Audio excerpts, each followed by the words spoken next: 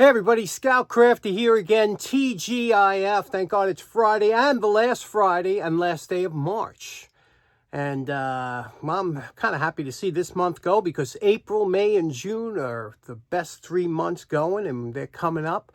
So we got that to look forward to. A lot of people enjoyed the little motor work we did last week, and so I have pulled out another motor to do today, and I think you're going to enjoy it. Let's get right to it. Okay, next up we have this vintage Craftsman by Sears and Roebuck Company, half horsepower, 3450 RPM motor. It is a 8 amp motor, continuous duty, ball bearing. Problem is it's a little stiff. You could feel here. Now you could tell right away. This is the first thing you have to look at. The overall shape of the motor. I got this at Jacktown. I paid $10 for it, which is much more than it's worth. But I did it because I thought maybe you'd enjoy seeing it. You can see here what it looks like here. The first thing I did was I vacuumed everything out just to vacuum it out. I don't want to plug it in and try it because, like I said, this has been sitting probably in a garage or something for a long time. I'm sure the bearings are dry and everything, and you're just going to do no sense in messing with it right now. So what I'm going to do is take it apart, clean it up, get it back into service. Remember what the shafts look like. These were good motors. They ran forever.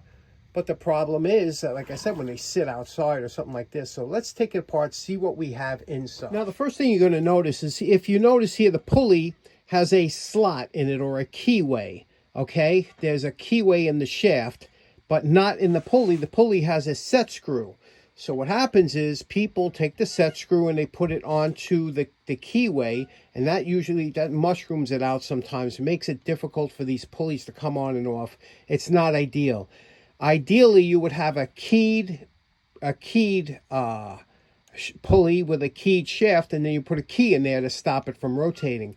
When you have a set screw, you really should have a flat. That's meant for ones that have flats on it. So we'll try and take this off and see. I put some 50-50 inside the hole where the Allen screw came out, and we'll just give it some time to work through, and we'll try and get this off. Now, the first thing I like to do is take the shaft over to the wire brush and wire brush this here. Get all that rust off of there, because you're only going to fight yourself trying to get a tight-fitting pulley off of a rusty shaft. So clean the shaft off good. Then I'm going to use this New Britain gear puller here, and we're going to just go onto the shaft here and see if we can get some movement. Now, the key is when you're using any kind of gear puller like this here, this one's really missing a part here, but we can use it here to get this off. When using any kind of gear puller, it's important lubricate the threads, okay? Put a couple drops of lubricant on the threads here, so when you're working it, anytime using threads as a lubricant, as a vise, use lubricant. Okay, we got the movement off here, and there it is.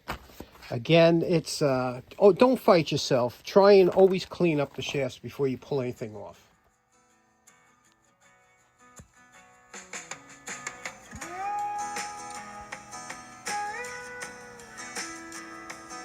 Now we took the stand off here. The stand is removed. You know, this motor is quite light considering that it has a half horsepower. Now, if you look closely, this is called the bell ends here. My UK friends are getting a chuckle out of that.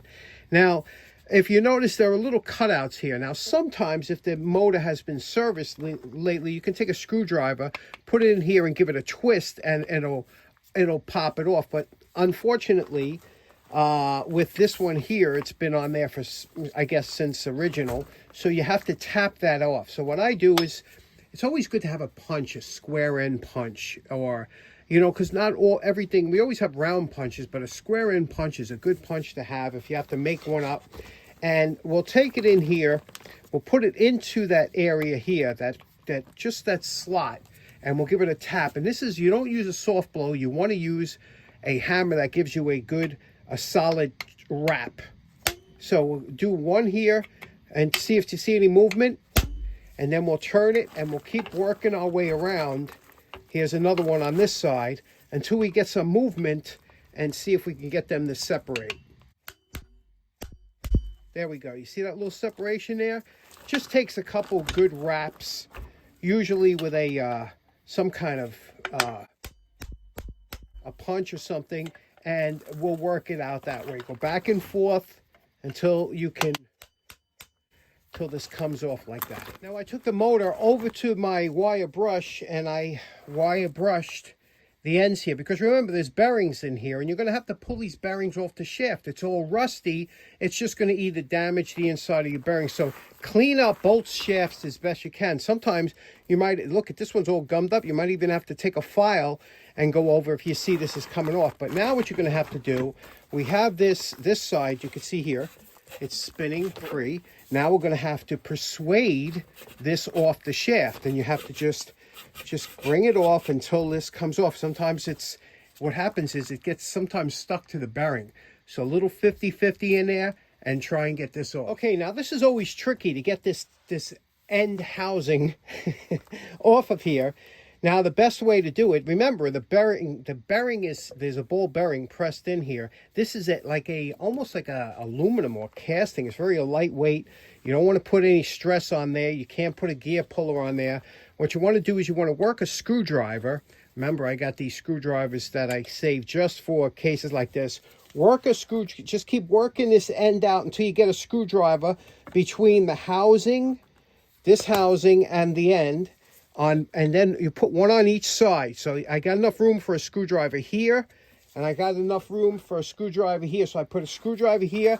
In this case, I'm going to use a pry bar, one on each side. And what you're going to do is you're going to work it up. There we go. You see that movement? Here we go. Okay, now when you get out to this point, there we go. Bob's your uncle.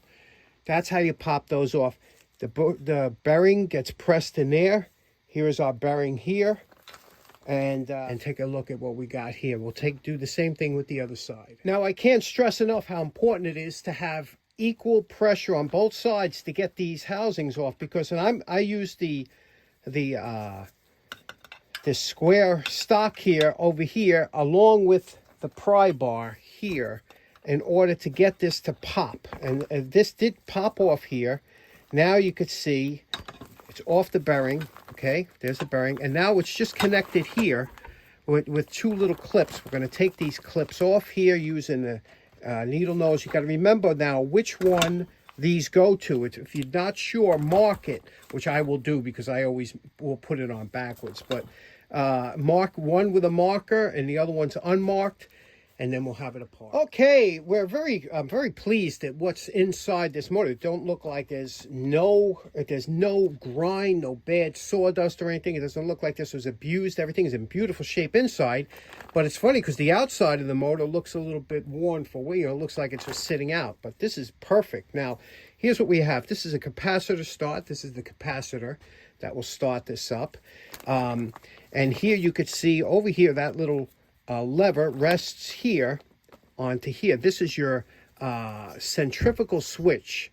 So this is a two-phase motor. When it starts up, this will, when it gets to speed, this will engage or disengage the primary coil from the centrifugal switch. And you could see here, this is the rotor here.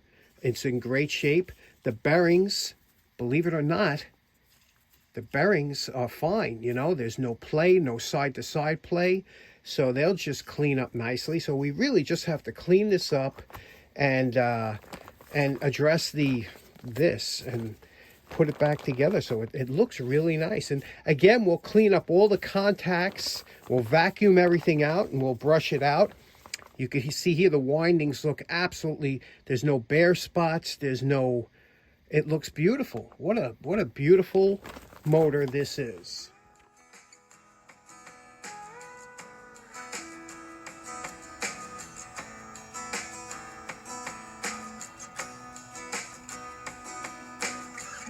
Okay, we're cleaning everything up. Everything's took all the paint off of here, got rid of all the rust that was on here, and we'll prime this and get it ready for paint. But I wanted to show you, as you're going through all the electrical outlets, and you got to be careful now, because again, you don't want to get anything on the windings. There's varnish on there. You don't want to get any kind of solvents or anything on there. So you have to, everything you do has to be almost like a physical clean. But if you notice over here, look closely at this here connector. You see this here? Now this connector, it's on there, it's making contact, but look at this here. You see this one part of this connector, this side, is broken off, see? Now, that would create, especially if there was a little bit of movement in here, could create an intermittent problem. That's why a lot of times people have problems with a motor, they don't realize connections like this. So obviously you got to clean this terminal, but we also have to replace this terminal connector so that it no longer has the ability. You see how this can rock or create a problem? And that's it. The rest of them look good, but that one is finishing up on the rotor. We took just a couple drops of zoom spout bearing oil in here, and these things spin nicely now. Here is the centrifugal switch here. You see this? Works beautifully. Everything looks nice. Ready to go back in the motor.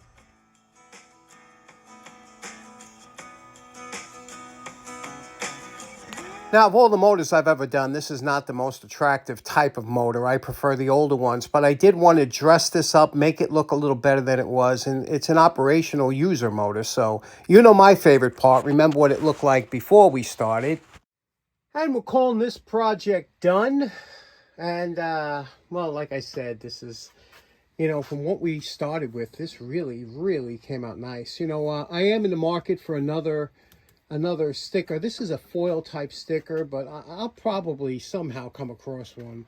But I put this back on here just temporarily so that until I find one. But I wrestled with trying to get a paint color. I just couldn't come up with one, and I said, you know what, I'm just going to leave it the original silver. And I highlighted a lot of the areas around here that I thought were very interesting. And of course, it has the on-off switch in here. And the same with the other side here. You could see highlighted the edges, and I just think that looks, you know, very sharp around, you know, around the edge. That was a nice design feature that they added there. But there we go. And then this one's in the kit. Let's see how it sounds. Now, one nice feature about this motor is it does have a switch over here, which is very convenient for, especially for what I'm going to use it for. So let's see how it sounds.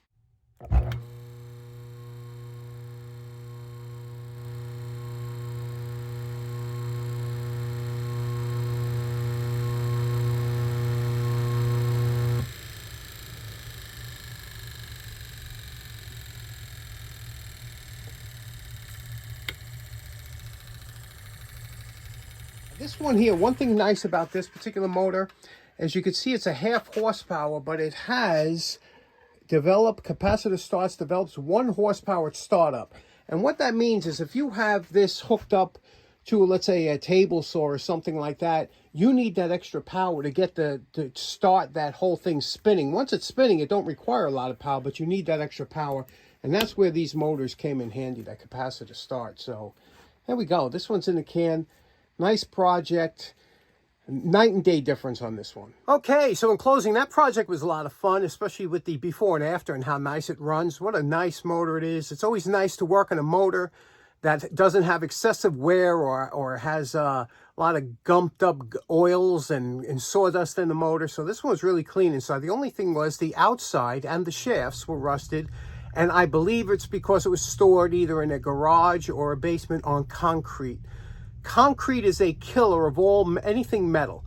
So anytime, even in the basement, if you have something like a motor or something, or tools, and you're going to put on concrete, always put a slab of wood between the concrete and the tool. Don't lay a motor or something like this directly onto the concrete. It's a natural promoter of rust. And you'll see that all the old timers always had a slab of wood in the garage on anything metal they had. Anyway, thanks so much for tuning in. I hope you have a great weekend. We'll see you again on Monday. Take care now. Bye-bye.